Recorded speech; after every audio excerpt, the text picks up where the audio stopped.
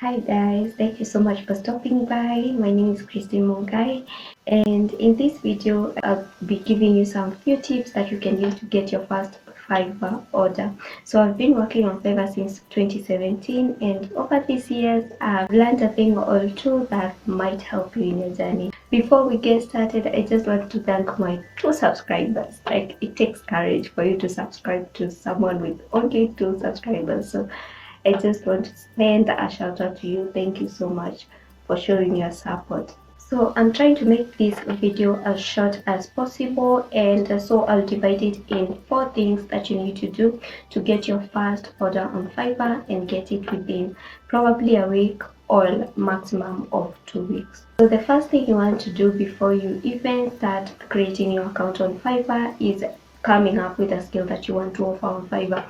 I know there are so many videos out there telling you that you can actually make money on Fiverr without a skill, but that will be a bit tricky. And in my experience, I've not seen someone making money on Fiverr without a skill. So before you start creating that account, figure out what you want to do. So after coming up with a skill that you want to offer on Fiverr, the next obvious thing is creating your first gig. Now, you have to make sure that your gig is well optimized. And I know we keep throwing this word around about gig optimization. I think that's one thing that you'll find in every Fiverr video. And I'm just going to break it down for you in areas that you need to optimize your gigs, okay? So again, this part is divided in 4 parts. These 4 things, you will have to check them off your box to make sure that your gig is well optimized. So the first step of optimizing your gig is coming up with positive keywords. These are basically the words that your clients will use to search for freelancers on Fiverr. For instance, if you're offering graphic designer services on Fiverr, that is one of the keywords that a client might enter in the search bar when trying to find freelancers. So that is one of the positive keywords that you should put in the keyword section, but that is not the only reason why you need keywords. You also need them in your description and on your title. That is why it is important to come up with the keywords even before you start creating your gigs. To find your positive keywords, all you need to do is enter your main keyword over here on the search bar and then search. From there, you will select one of the top freelancers that are ranking well on the first page of Fiverr, and you'll open their gigs. And from there, you'll scroll all the way down to the point where you'll see these related tags. These are your positive keywords. These are the keywords that other freelancers are using, and you can open 2 to 3 gigs to see other keywords or other variants of the main keyword. The second thing that you need to do to optimize your gigs is creating your thumbnails. This is also something that you should do before you start creating your gig. You've come up with your keywords. The next thing you should be doing is creating your gig image. Some of the things you can do to make your gig image stand out is personalizing it, and that is probably adding your picture so that your clients can be able to put a face to the gig. Yeah, it's important. It just makes your gig feel more lively. They feel like they're actually hiring someone.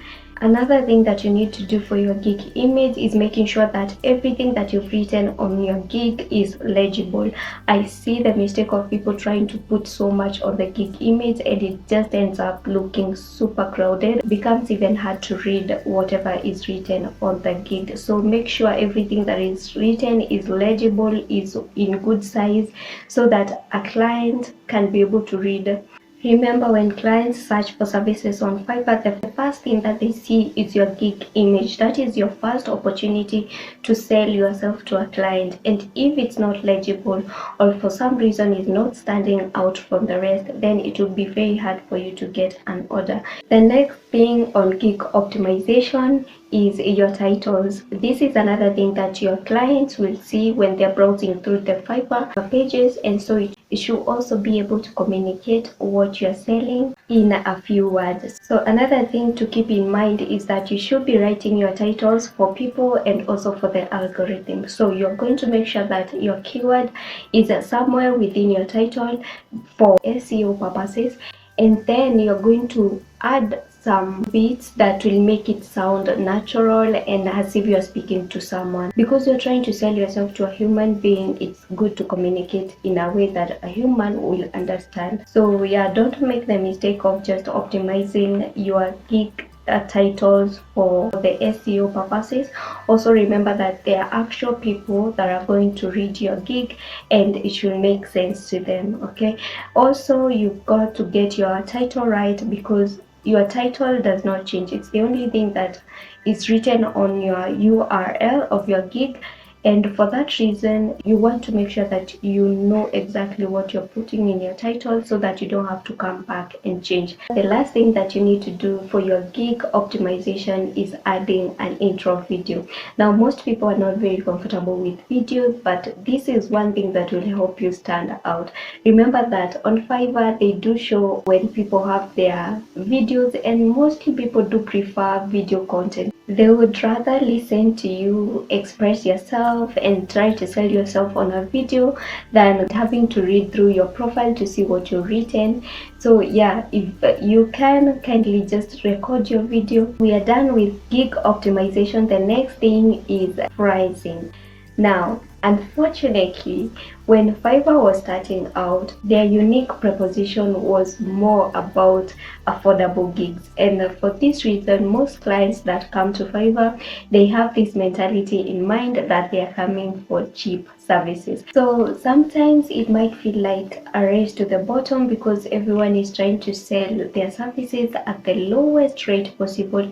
And when you're starting out, I have to admit, it kind of feels like slavery, but it's something that you'll have to do at least for the first few orders before you can start selling your services at rates that feels comfortable to you. When it comes to pricing, of course you have to choose a price that makes sense for your services, because I know freelancers such as content writers can go as low as $5, but it might not be possible for a web developer, for example, to have a $5 gig.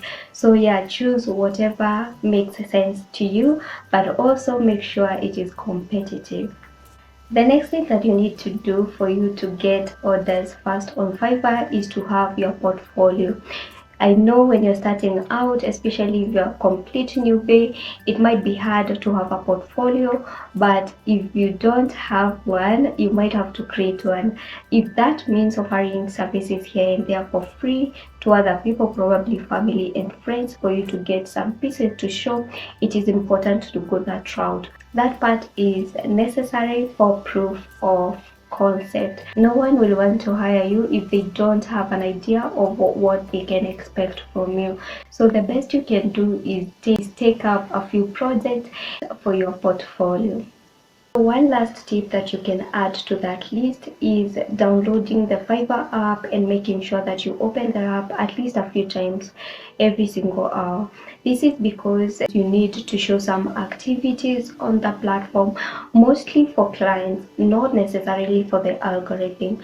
But you see on Fiverr, there's that green dot that shows when a freelancer is online, and if a client wants to hire immediately, they will want to work with a client that is already online. If they don't have time to come back to go back and forth with you, they would want someone who is already online. It's important for you to log in every now and then on the platform so that it can record some activities. Also, when a client opens one of your gigs or your profile, they are able to see when you were last seen on the platform.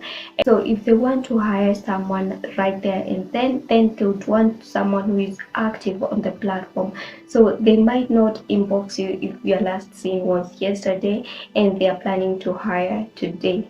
That is the main reason or the sole reason why you should download the app and keep opening every now and then. So that's all in today's video. Thank you so much if you came this far. I appreciate you. Kindly do like and subscribe to this channel, and I'll see you in the next video. Bye.